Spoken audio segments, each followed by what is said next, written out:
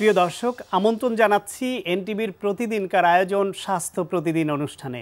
দর্শক, আজ আপনাদের সঙ্গে আছি আমি ডাক্তার সাখাওয়াত হোসেন। প্রিয় দর্শক, আজকের এই অনুষ্ঠানে আমরা আলোচনা করব কিডনির পাথরজনিত সমস্যা ও তার সমাধান নিয়ে। এ বিষয়ে কথা বলবার জন্য আমাদের সঙ্গে স্টুডিওতে উপস্থিত আছেন দেশের একজন খ্যাতনামা কিডনি রোগ বিশেষজ্ঞ। চলুন দর্শক, অনুষ্ঠানের শুরুতেই আমরা পরিচিত হয়ে নেই আমাদের আজকের অতিথির সঙ্গে। ডাক্তার শামীম আহমেদ 1954 সালের জানুয়ারি মাসে ঢাকা জেলায় জন্মগ্রহণ করেন। তিনি 1979 সালে ঢাকা মেডিকেল কলেজ থেকে MBBS ডিগ্রি অর্জন করেন। এরপর তিনি চিকিৎসা বিজ্ঞানে উচ্চতর FCPS ডিগ্রি লাভ করেন। তিনি জাতীয় কিডনি ইনস্টিটিউট এর প্রাক্তন পরিচালক ও অধ্যাপক। স্যার, আপনাকে আমন্ত্রণ জানাচ্ছি আমাদের অনুষ্ঠানে। ধন্যবাদ ডক্টর সাগত সাহেব। স্যার, এই যে পাথর শরীরের অনেক অংশেই হয় বলে আমরা জানি, গল ব্লাডারে হয়, কিডনিতে হয়, আরও কিছু কিছু অর্গানে এরকম পাথর জমতে পারে, এমনকি লালা গ্রন্থির মধ্যে বা নালীতেও পাথর জমে। তো এই যে কিডনির পাথর, মানুষের শরীরে ওভারঅল পাথর জমার প্রবণতা কাদের বেশি থাকে, বিশেষ করে কিডনি পাথরে আক্রান্ত কারা হন? আমি একটা কথা বলি যে দেখেন, কিডনি কিন্তু একটা দুইটা ছাকনি এবং তারপরে মূত্রনালী, তারপরে পেশাব। এটা কিন্তু পাথরের এখানে কোথায় যাওয়ার কোনো কিন্তু এই জায়গায় কিন্তু পাথর ছোটোর থেকে এত বড় বড় পাথর তৈরি হচ্ছে। তার মানে জিনিসটা খুবই ইন্টারেস্টিং যে আপনি যে ফিল্টার হয়ে পেশাবটা ফিল্টার হয়ে যাচ্ছে সেই জায়গায় পাথর, তাহলে কেন হচ্ছে? এর মেইন কারণটা হচ্ছে ওর যে কনস্টিটিউশন, মানে এই ইউরিনের ভিতরে যে আমরা যে উপাদানগুলি থাকে সেই উপাদানগুলি কিন্তু পাথর এবং একটা এনভায়রনমেন্ট, একটা পরিবেশ লাগবে। আরেকটা কথা আমি বলি যে আমাদের কিডনির রোগের যে ধীরগতিতে কিডনির রোগ যেগুলি আছে, যেরকম প্রথম হলো ডায়াবেটিস, উচ্চ রক্তচাপ, নেফ্রাইটিস একটা রোগ, কিডনির ছাকনির দোষ, এবং এরপরেই যেটা আসে সেটা হলো পাথরজনিত। পাথর কিভাবে কিডনির ফেলিওর করে? ধরেন পাথর দুইটা কিডনিতে থাকতে পারে, কিডনি দুইটা ড্যামেজ হয়ে যায়, এবং কিছু কিছু পাথর আছে যেগুলির কোনো উপসর্গ থাকে না। আমার কাছে 70 বছরের এক ভদ্রলোক আসছেন, তার দুই দিকে ডিম যে আছে আমাদের ডিমের মতো একটা মূত্রথলিতে দুই দিকে কিডনির ভিতরে পাথর। সে কোনোদিন কোনো কিছু কমপ্লেন করে না। কিছু কিছু পাথর আছে তারা কোনো কমপ্লেন করে না, আর কিছু কিছু পাথর আছে যে পাথরগুলি হলো কমপ্লেন হয়, অর্থাৎ পেশাবের সাথে রক্ত যায় অথবা ব্লক হয়। পাথর যদি কিডনিতে থাকে তাহলে কোনো উপসর্গ থাকে না। পাথর যদি মূত্রনালীতে থাকে এবং রাস্তা ব্লক করে তখন কিন্তু সিভিয়ার পেইন হয়, সেটাকে আমরা বলি রেনাল কলিং। সেটারও আবার এটার একটা ক্যারেক্টারিস্টিক মানে বৈশিষ্ট্য। সেই বৈশিষ্ট্য হলো ব্যথা হবে, 1 ঘন্টা 2 ঘন্টা থাকবে, ছটফট করবে, ঘেমে যাবে, তারপরে ব্যথা চলে যাবে।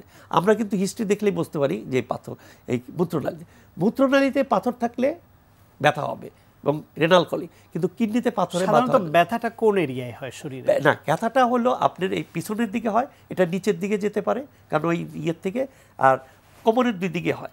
কিন্তু কিডনির পার্সিতে কিডনির রোগের জন্য কিন্তু খুব একটা ব্যথা হয় না, ডাল পেইন হইতে পারে। কিন্তু আমাদের কাছে অনেকেই আসেন, স্যার কোমরে ব্যথা, আমার বোধহয় কিডনির প্রবলেম।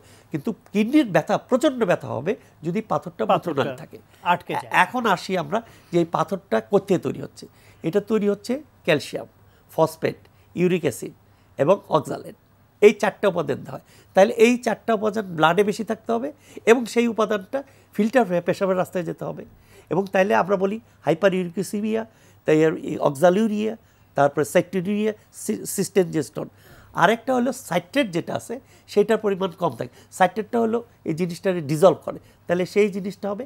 তাছাড়াও এনভায়রনমেন্ট পান, যদি আপনি ডিহাইড্রেটেড থাকেন, যেমন stone belt area, middle east, এতে স্টোন হয় কারণ তাদের এনভায়রনমেন্টটা ভেরি ডিহাইড্রেট থাকে, মানে পানি শোষে যায়। আরেকটা হলো যে আমাদের কিছু কিছু স্টোন অ্যাসিড মিডিয়া তৈরি হয়, কিছু অ্যালকালাইন মিডিয়া তৈরি হয়। এই পিএইচ যেটা ইউরিনের যে অম্লতা, ক্ষার বা সেটার উপরে নির্ভর। তাহলে এই জিনিসগুলি যদি কোনো কি জানি বলে পরিবেশ পায় তখন হয়। এছাড়াও দেখা গেছে যে জেনেটিক ফ্যাক্টর, যে বাবার ছিল ছেলের হচ্ছে, আর এনভায়রনমেন্ট ফ্যাক্টর, যে আমরা বলি ঢাকায় যখন ছিলাম, সৌদি আরবে 10 বছর থাকার পরে পাথর হয়ে যাচ্ছে, তাহলে স্টোন বেল্ট এরিয়া, হ্যাঁ এইসব কারণে। তাহলে এনভায়রনমেন্টাল ফ্যাক্টর আছে, তারপরে কম্পোজিশন ফ্যাক্টর, আর একটা জেনেটিক ফ্যাক্টর। যে কোনো কারণেই হোক এইসব ফ্যাক্টর যুক্ত একজন মানুষের পাথর হলো, আপনি বলছিলেন ব্যথা হতে পারে, অল্প ব্যথা হতে পারে, নাও হতে পারে। তাহলে এটা শনাক্তকরণের উপায় কি? আপনারা বুঝবেন কি করে পাথরটা কোথায় আছে, কোন সাইজ আছে, কত সংখ্যায় আছে, এটা বোঝার উপায়? খুব সুন্দর প্রশ্নটা, এটা আমি বলতাম। অ্যাকচুয়ালি পাথর, প্রথম হলো পাথর আছে কিনা। একটা আমরা বুঝতে পারি উপসর্গ থাকতেও পারে, নাও থাকতে পারে। 80% ক্ষেত্রে কোনো উপসর্গ নাও থাকতে পারে। যদি পাথর ব্যথা তৈরি করে, পেশাবে রক্ত যায়, তখন কিন্তু ডাক্তারের কাছে আসে। আমরা আসলে পরে আমরা পরীক্ষা করি। একটা প্লেন এক্সরে যদি করি, 80% পাথর কিন্তু দেখা যায় প্লেন এক্সরে, আর 20% পাথর ওইটা রেডিও অপাক না, সেজন্য ওটা দেখা যাবে না। প্রথম হলো আমরা এটা করলাম, এরপরে দেখব যে পাথর সাইজটা কি, এটা বড় সাইজ, ছোট সাইজ, কোন জায়গায় পাথর, কিডনিতে পাথর, মূত্রনালীতে পাথর, বা মূত্রনালী পেশাবের যে রাস্তায় আছে ওই জায়গায় পাথর, বা পেশাবের রাস্তায় পাথর, এটা দেখতে হবে। কারণ এটার চিকিৎসাটা এটা ডিফার করে। যদি এত বড় কিডনির ভিতরে যেমন বালুকণার মতো 3-3টা পাথর থাকলো, আমরা ওটাকে কোনো ডিস্টার্ব করব না। এটা বড় হচ্ছে কিনা বছরে একবার দেখলাম।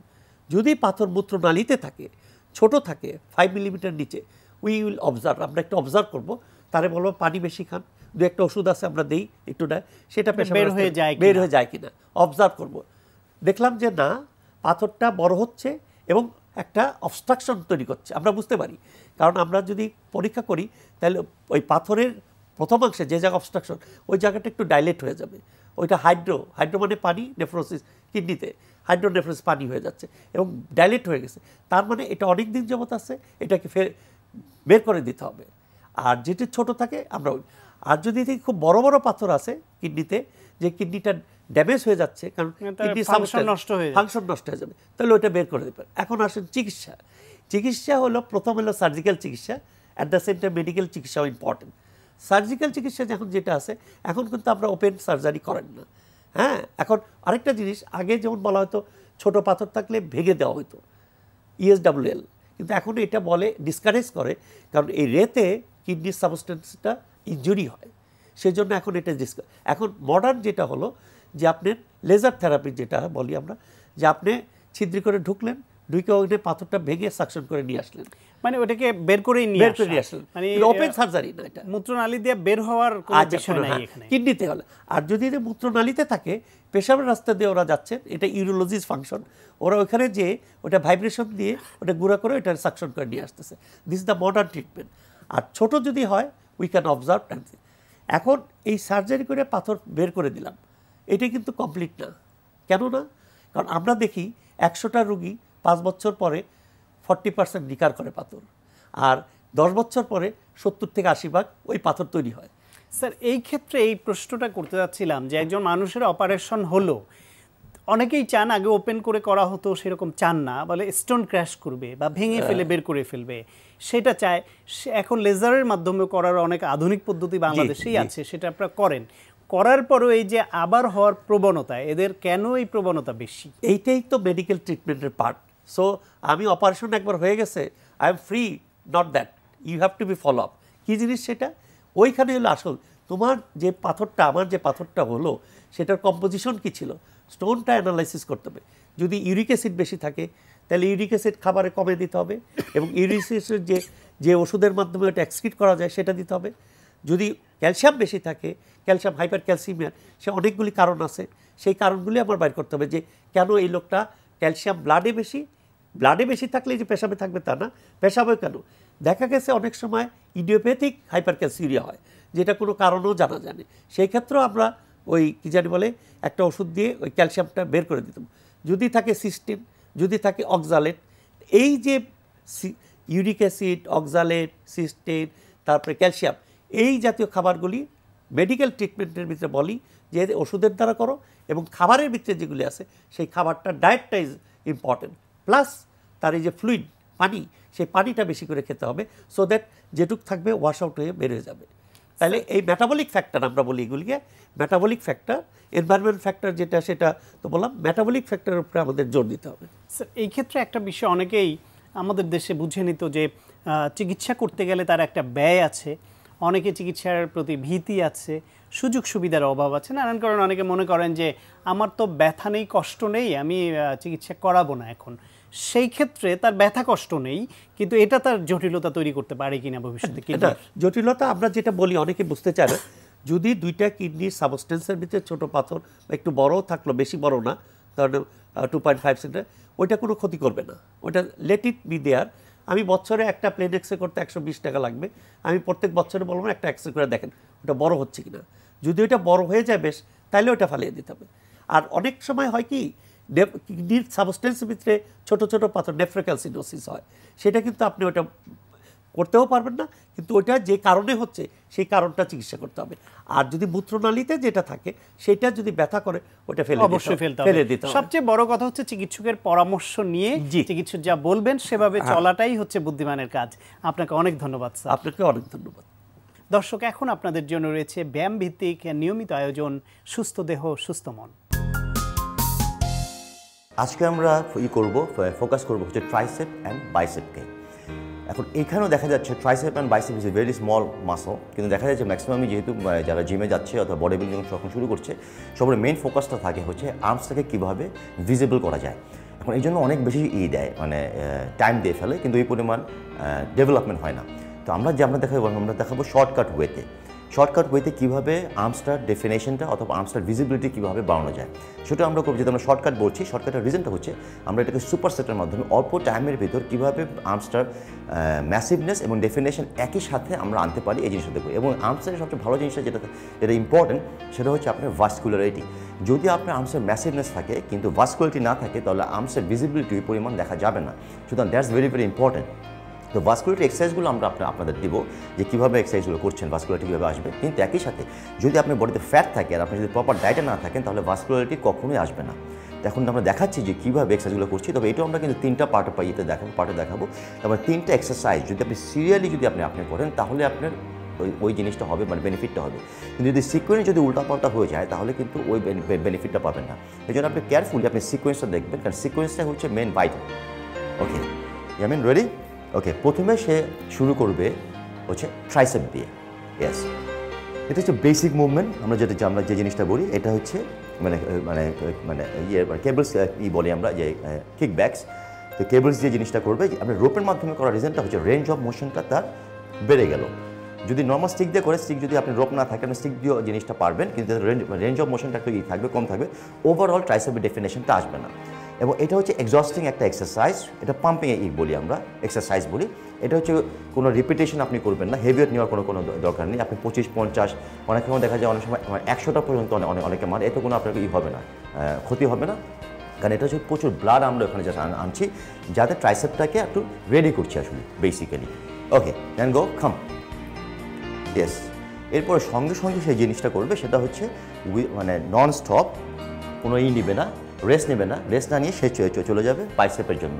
এবং যেটা আমরা বলেছিলাম ভাস্কুলারিটির জন্য, এটা যে বাইসেপ কাল মারছে with the help of the cables. Reason হচ্ছে এটা ম্যাসিভনেস তো আসবে, এর সাথে যে জিনিসটা হবে ভাস্কুলারিটিও বাড়বে। ওকে, রেডি গো। ওকে, আর আরেকটা জিনিস আপনি করবেন, খেয়াল করবেন, ভাস্কুলারিটির যে মুভমেন্টগুলো, এটা কিন্তু আপনার হেভি ওয়েট নিয়ে করলে কোনো হবে না, লাভ হবে না। কারণ যত বেশি ব্লাড আসবে তত বেশি ভাস্কুলার ডাইলেশন হবে, তখনই কিন্তু ভাস্কুলারিটিটা ভিজিবল হবে। এই জন্য আমরা যে জিনিসটা বলি ইটস এ পাম্পিং মোশন। কারণ ভাস্কুলার যে এক্সারসাইজের জিনিসটা হচ্ছে you have to pump more blood ওই মাসলে।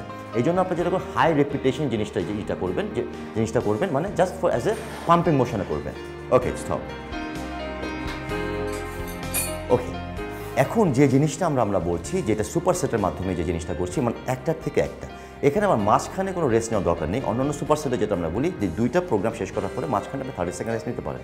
এখানে নন স্টপ করবেন আপনি, কারণ যখন আপনি ট্রাইসেপ করছেন তখন বাইসেপে কিন্তু কোনো হচ্ছে না, ওয়ার্কলোড পড়ছে না। আবার যখন বাইসেপ করছেন তখন ট্রাইসেপ কিন্তু অলরেডি রেস্টে চলে গেল। ওইটুক রেস্টে আপনার জন্য যথেষ্ট, যেহেতু আপনি প্রচুর ব্লাড আপনাকে আনতে হবে। যদি বেশি রেস্ট নেই, যেন ব্লাডটা চলে যাবে, আবার নতুন করে আপনাকে শুরু করতে হবে। তো আমরা যেটা বলি, এটা 3 থেকে 5 সেট করলে ইনাফ। তবে it will take about 2 to 3 minutes. সুতরাং খুব একটা লাগছে না, সময় লাগছে না। তবে this is the first part. তার মানে কী করছি, আমরা হাতটাকে ডেভেলপ করার জন্য প্রথমে আমরা জিনিসটাকে রেডি করছি বাই পাম্পিং মোর ব্লাডস। এখন সেকেন্ড দিন আমরা যে জিনিসটা আমরা চলে যাবো কীভাবে হাতের ম্যাসিভনেসটা আনতে হবে। আপনার শিশুটি যদি হঠাৎ ডায়রিয়ায় আক্রান্ত হয়, সেক্ষেত্রে চিকিৎসকের কাছে নেয়ার আগে তাৎক্ষণিকভাবে কি করার আছে, চলুন সে বিষয়ে শুনি আজকের প্রাইমারি কেয়ার। শিশুর পাতলা পায়খানা খুব প্রচলিত একটি সাধারণ সমস্যা। প্রায়শই শিশুরা পাতলা পায়খানাজনিত সমস্যায় আক্রান্ত হয়। এক্ষেত্রে দেখা যাচ্ছে যেসব বাচ্চা বুকের দুধ খায় তার তুলনায় যেসব বাচ্চা কৌটায় দুধ খায় তাদের পাতলা পায়খানার প্রবণতা অনেকাংশেই বেশি। শিশুদের পাতলা পায়খানাজনিত কারণে বিচলিত হওয়ার কোনো কারণ নেই। খেয়াল রাখতে হবে শিশু স্বাভাবিকভাবে খেলাধুলা করছে কিনা। বুকের দুধ যদি শিশু খায় সেটা কন্টিনিউ করতে হবে, সাথে খাবার স্যালাইন খেতে দিতে হবে, কারণ পাতলা পায়খানার সাথে শরীর থেকে পানি এবং খনিজ লবণ বেরিয়ে যায়, যেটা খাবার স্যালাইনের মাধ্যমে পূরণ করা অত্যন্ত জরুরি। 6 মাসের বেশি যাদের বয়স তাদের খাবার স্যালাইনের সাথে স্বাভাবিক খাবার দিতে হবে। সাধারণত পাতলা পায়খানার জন্য কোনো অ্যান্টিবায়োটিকের দরকার হয় না, এটা সেলফ লিমিটিং ডিজিজ, একা একাই ভালো হয়ে যায়। শুধু খেয়াল রাখতে হবে বাচ্চা পানি শূন্যতায় ভুগছে কিনা, সেটা খেয়াল রাখতে হবে, এটা খেয়াল রাখা অত্যন্ত জরুরি। যদি দেখা যায় শিশু স্বাভাবিকের চেয়ে কম প্রস্রাব করছে, একটু কম খাচ্ছে, একটু কম খেলাধুলা করছে, চোখ কোটরে ঢুকে যাচ্ছে, গায়ের চামড়া ঢিলা হয়ে যাচ্ছে, সেক্ষেত্রে দেরি না করে নিকটস্থ চিকিৎসকের শরণাপন্ন হতে হবে। প্রিয় দর্শক, এখন আপনাদের জন্য রয়েছে স্বাস্থ্য প্রতিদিন আজকের হেলথ টিপস। চোখের জ্যোতি বাড়াতে সবুজ শাকসবজির জুড়ি নেই, তাই দৃষ্টিশক্তি প্রখর করতে আপনার শিশুকে নিয়মিত শাকসবজি খেতে দিন।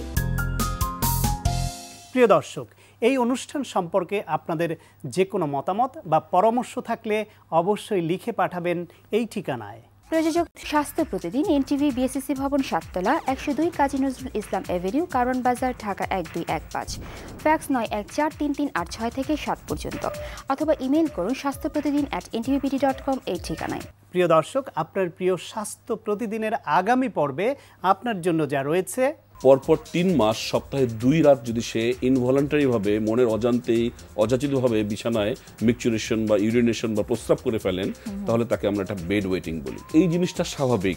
এটা যেটা হয় যে সবাই প্যারেন্টসরাও চিন্তিত হয়ে পড়েন। আমরা বলবো যে সাধারণত 6 বছর বয়স পর্যন্ত একটা মেয়ের 90 to 95% তারা আর তাদের ফুল কন্ট্রোল চলে আসে, তাদের আর বেড ওয়েটিংটা হয় না। আর ছেলেদের ক্ষেত্রে আমরা বলবো 7 বছর বয়সে 85 থেকে 90% বাচ্চাদের হয়ে যায়, তবে কিছু বাচ্চাদের এটা হতে পারে। এই জন্য আমরা 7 বছর পর্যন্ত বলবো চিন্তিত হওয়ার কোনোই কারণ নাই, কারণ আমরা ওয়েট করব। 7 বছর পরেও যদি কিছু হয় তাহলে আমরা কিছু জিনিস ভাবি, তবে অবশ্যই কোনো মেজর কোনো কনসার্ন আমরা ভাববো না প্রথমেই।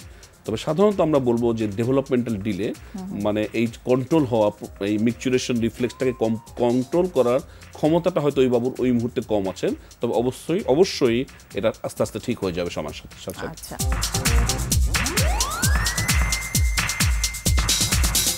প্রিয় দর্শক, বিশ্বের যে কোনো প্রান্ত থেকে যে কোনো সময় এনটিভিতে সম্প্রচারিত আপনার প্রিয় স্বাস্থ্য প্রতিদিন অনুষ্ঠান দেখার জন্য ভিজিট করুন আমাদের পূর্ণাঙ্গ ওয়েব পোর্টাল www.ntvbd.com। দর্শক, আজ এ পর্যন্তই। সবাই ভালো থাকুন, সুস্থ থাকুন এবং অবশ্যই নিরাপদে থাকুন।